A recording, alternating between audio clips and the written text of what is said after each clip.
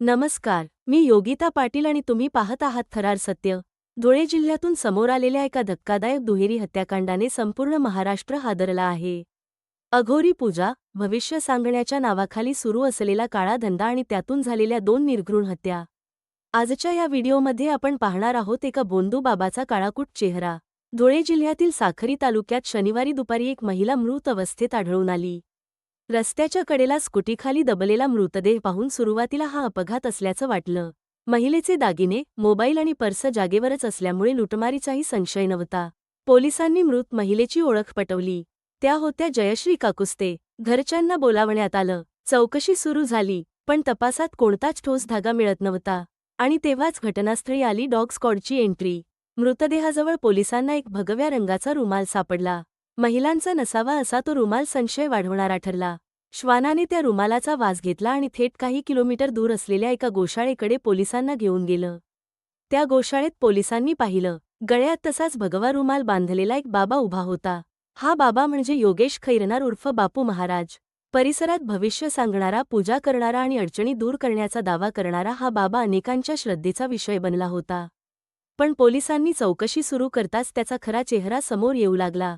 सुरुवातीला बापू महाराजने आपण निर्दोष असल्याचं सांगितलं, पण पोलिसांच्या चौकशीत तो गोंधळला आणि अखेर त्याने जयश्रीच्या हत्येची कबुली दिली.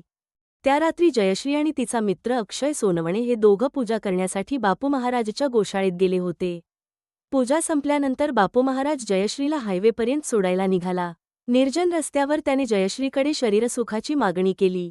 जयश्रीने विरोध केला, आरडाओरड सुरू केली आणि स्वतःचं पितळ उघड होईल या भीतीने बापू महाराजने तिचा गळा दाबून खून केला. यानंतर त्याने हा अपघात असल्याचा बनाव रचला. मृतदेह रस्त्याच्या कडेला टाकला, स्कूटी अंगावर पाडली आणि सर्व काही अपघातासारखं दिसेल अशी व्यवस्था केली.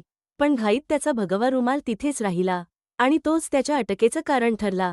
इतकंच नाही, जयश्रीसोबत आपण गेलो होतो हे अक्षयला माहिती असल्याने तो पोलिसांना सर्व सांगेल अशी भीती बापू महाराजला वाटू लागली. आणि मग त्याने अक्षयचाही खून केला. गोशाळेत पडलेल्या लोखंडी रॉडने अक्षयच्या डोक्यावर हल्ला करण्यात आला. जागीच त्याचा मृत्यू झाला. यानंतर मृतदेह पोत्यात भरून बैलगाडीत टाकण्यात आला. गोशाळेमागील डोंगरात तो नेऊन लपवण्यात आला. काटेरी झाडांनी मृतदेह झाकून हा बाबा शांतपणे झोपला. त्याला वाटलं, सगळं संपलं. पण पोलीस आणि डॉग स्क्वॉडने अवघ्या काही तासांत त्या दुहेरी हत्येचा पर्दाफाश केला. तपासात आणखी धक्कादायक माहिती समोर आली. स्थानिकांच्या मते हा बाबा गोशाळेत अघोरी पूजा करत होता. परिसरात चोरीच्या घटनांमध्येही त्याचा सहभाग असल्याचा संशय व्यक्त केला जात आहे. श्रद्धेच्या नावाखाली सुरू असलेल्या या अंधश्रद्धेच्या खेळाने पुन्हा एकदा प्रश्न निर्माण केला आहे. लोक अजून किती दिवस अशा बोंदू बाबांच्या जाळ्यात अडकणार? तुम्हाला काय वाटतं? अशा बाबांवर कठोर कारवाई व्हायला हवी का? तुमचं मत कमेंटमध्ये नक्की सांगा. व्हिडिओ आवडला असेल तर लाईक करा, शेअर करा आणि चॅनलला सबस्क्राईब करायला विसरू नका.